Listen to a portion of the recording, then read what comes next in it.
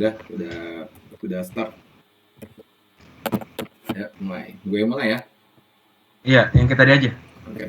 Assalamualaikum warahmatullahi wabarakatuh. Selamat pagi, selamat siang, selamat sore, selamat malam, dimanapun Ibu dosen atau Bapak dosen melihat video ini. Perkenalkan, saya Farhan Rajar Hamakim dan teman saya. Muhammad Fauzan Irandi. Untuk kali ini kami akan mempresentasikan hasil resensi kami. Yang kami ambil adalah judulnya The Art of War. Penulisnya adalah Andri Wang. Lalu penerbitnya adalah Gramedia Pustaka Utama.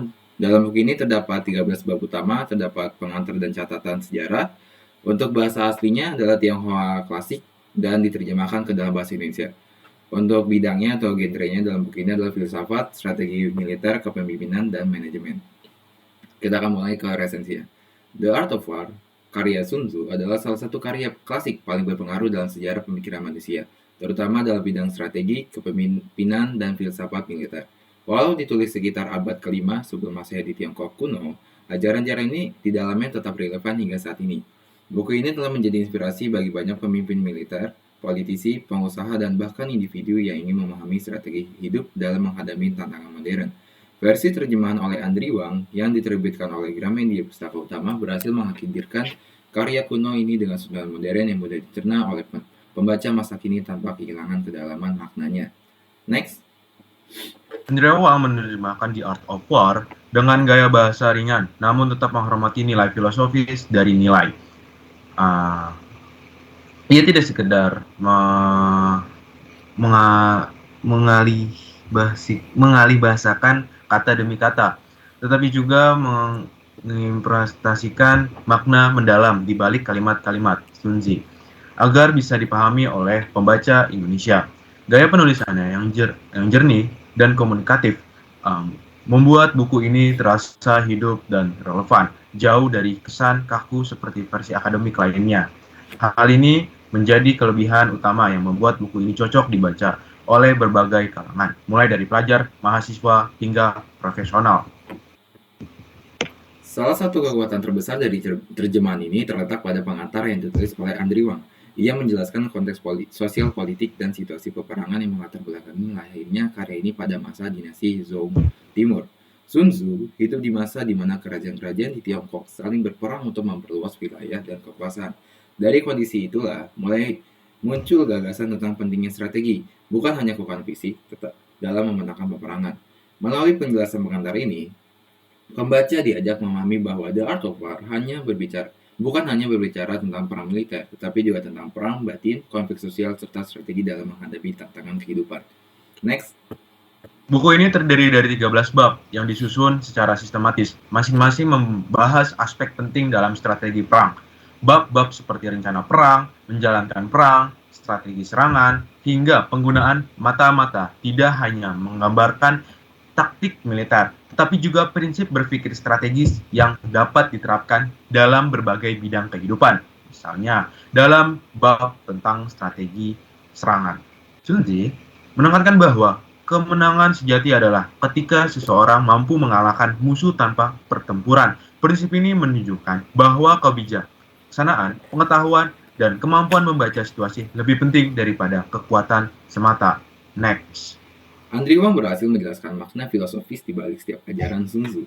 Ia menampilkan bahwa perang dalam pandangan Sun Tzu bukan hanya sekedar pertumpahan darah, melainkan seni menggunakan strategi untuk mencapai tujuan dengan kerugian sekecil mungkin.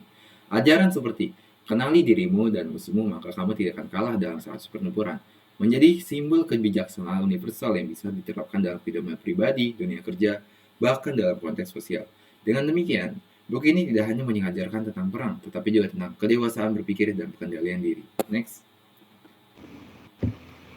Kelebihan lainnya dari buku ini adalah penyajian yang rapi dan sistematis. Setiap bab memiliki struktur yang jelas, dengan terjemahan yang mengalir dan mudah dipahami. Di beberapa bagian, Andri Wang menambahkan penjelasan singkat untuk memperjelas istilah-istilah kuno yang mungkin asing bagi pembaca modern. Hal ini membantu pembaca awam agar tidak merasa kesulitan dalam memahami konteks historis dan filosofis dari ajaran Sun Tzu. Next. Namun, terjemahan ini juga memiliki beberapa kekurangan. Beberapa istilah khas filsafat Tiongkok seperti Dao atau jalan dan Wu Wei atau tidak bertindak namun berhasil terkadang diterjemahkan terlalu sederhana, sehingga mengurangi kedalaman makna spiritualnya. Bagi pembaca yang sudah mengenal teks klasik timur, hal ini bisa terasa sebagai kehilangan nuansa penting. Selain itu, versi ini tidak dilengkapi dengan catatan kaki atau referensi akademik seperti yang ada pada versi Lionel Gilles atau Thomas Clary. Oleh karena itu, bagi pembaca yang mencari analisis akademik mendalam, versi ini mungkin terasa kurang lengkap. Next. Terlepas dari kekurangan tersebut, The Art of War versi Andrew Wong tetap menawarkan pengalaman membaca yang menyenangkan dan penuh wawasan. Buku ini tidak hanya berbicara tentang strategi militer, tetapi juga tentang filosofi hidup. Sun Tzu mengajarkan bahwa keberhasilan sejati datang dari kemampuan mengenali diri sendiri dan orang lain, serta kebijaksanaan dalam mengambil keputusan. Ia menekankan pentingnya keseimbangan antara akal dan emosi, antara tindakan dan kesabaran. Dalam konteks modern, ajaran-ajaran ini dapat diterapkan dalam dunia bisnis, politik, manajemen, bahkan dalam hubungan antara manusia. Next. Pesan moral yang paling kuat dari buku ini adalah kemenangan sejati tidak diperoleh melalui kekerasan, melainkan melalui kecerdikan, kehati-hatian, dan kendali diri. Sun Tzu mengingatkan bahwa peperangan terbaik adalah yang dapat dihindari, dan pemimpin terbaik adalah yang mampu menenangkan kekacauan tanpa menumpahkan darah.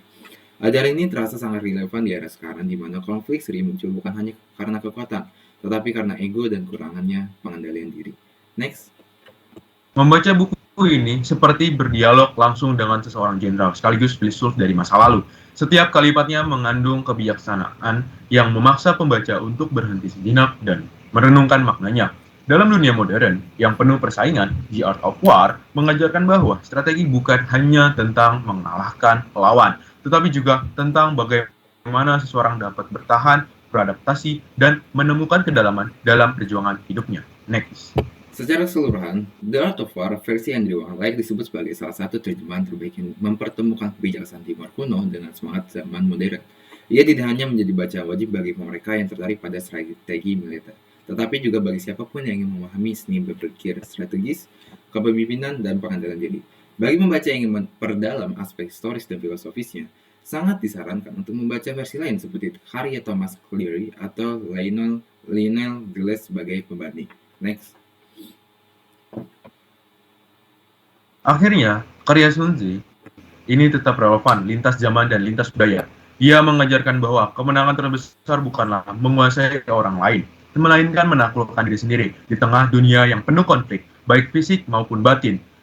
Pesan Sun Tzu menjadi pengingat bahwa kebijaksanaan, ketenangan, dan strategi adalah senjata paling ampuh untuk mencapai kedamaian sejati. Sekian dari kami mempresentasikan hasil dari referensi buku. Kami akhiri. Wassalamualaikum warahmatullahi wabarakatuh. Okay, finally, bro. Ya.